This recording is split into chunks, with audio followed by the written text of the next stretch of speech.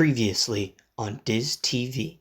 The future seemed to look really bright for this game, but there was more to come, as things in 2014 for Disney Infinity were about to get super.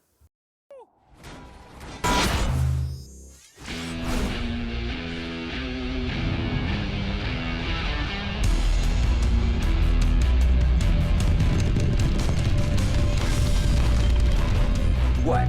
No applause? Oh, trust me, Iron Man, applause is deserved, because this trailer blew my mind in 2014. I was so excited for the next chapter of Disney Infinity, which was to be called Disney Infinity 2.0 Marvel Superheroes, with the tagline, Play Without Limits. The game would have all the same things you loved about the first game, plus enhancements. There will be things such as more power discs, which also introduce costume changes. So if you wanted to ever suit up in the Mr. Incredible's original outfit, or the Mark 43 suit from Iron Man 3, or Sandy Claus from Nightmare Before Christmas, you could do that. There was also a mode called Interiors that was introduced to the game. This is where you could create the house of your dreams. This would include different walls and floors and allowing you to create a custom home. And if you wanted to, there were different living room and kitchen pieces where you could create your house for, say, Iron Man or Hulk or Spider-Man. However, the biggest thing that they emphasized through this game was the increase and enhancements of combat. In Disney Infinity 1.0, you had 3 base attacks as well as a range attack. However, in 2.0, it would be enhanced to be based off different characters' abilities. Hulk or Drax are much closer characters. They focus on hand-to-hand combat, while Hawkeye or someone like Iron Man could be more focused on the range attack. There will also be a new thing called the skill tree, which allows you to purchase different abilities for your characters based off their XP. Not only would you have the new enhancement to combat, but you also get different abilities. For instance, Iron Man could fire lasers or shoot off rockets with their special move. Hulk could rage run or just get super duper mad and smash everything across the room. Or Captain America could throw his shield farther, or Thor can strike down the place with lightning. There was a lot that was done with the skill tree. New colors for the XP of the game was introduced. Instead of just normal blue sparks, which pretty much you would use to buy toy box items, which you could still use in the game, there was also orange, which actually upgraded your XP, allowing you to also upgrade your characters in the skill tree. Purple, which allowed you to fill up your special move meter, and green, which increased your health. Another thing that was improved was flight.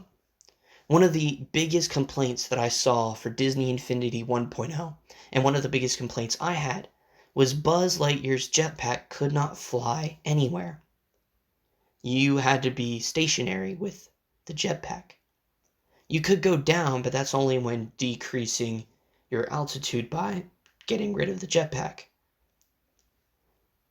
This was fixed.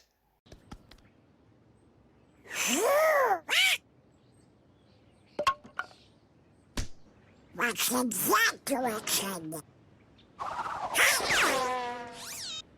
Characters like Iron Man, Thor, and Nova could move around with ease.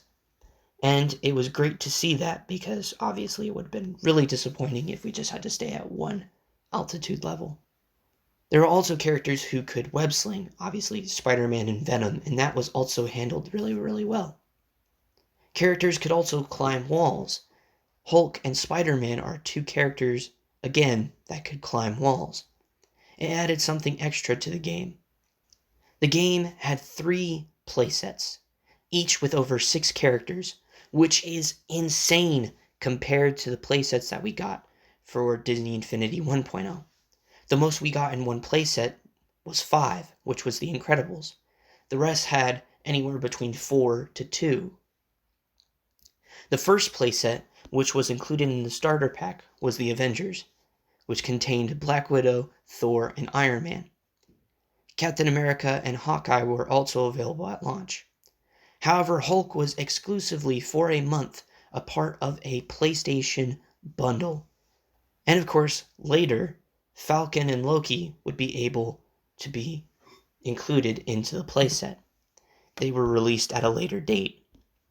The next playset, which was announced at the E3 Expo of 2014, would be the Ultimate Spider-Man playset, which included Spider-Man, Nova, Iron Fist, Venom, Nick Fury, and Green Goblin. The last playset, which was unveiled at San Diego Comic-Con, was Guardians of the Galaxy, based on the upcoming movie. This would include Star-Lord, Gamora, Drax, Rocket, Groot, and Yondu and Ronan to come later. There will also be more new Disney characters. However, unlike the first game, there would be no playsets to be included. However, we would also get toy box games as a sort of replacement. There's also a Disney starter pack, which had Merida and Stitch. This contained the Disney toy box games, based off Brave and Lilo and Stitch, while the Marvel ones would be based off the Kiln and Asgard. However, the Disney characters, like I said, would be stuck in just the toy box. And those characters were Merida, Maleficent, Stitch, Tinkerbell, Hero, Baymax, Donald, Aladdin, and Jasmine. Those were the only Disney characters to release. After launch on another console, the PS Vita, would come Black Suit Spider-Man. However, he wouldn't make his full appearance till Disney Infinity 3.0. The game would release on September 18th, 2014 on Xbox One, Xbox 360, PS4, PS3, Wii U, and PC, along with the previous mentioned PS Vita version to come later. It was off with good reviews.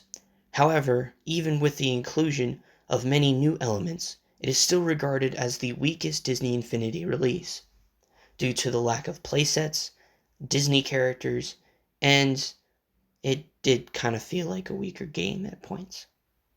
Regardless, it was another success for Disney Interactive and Avalanche Software.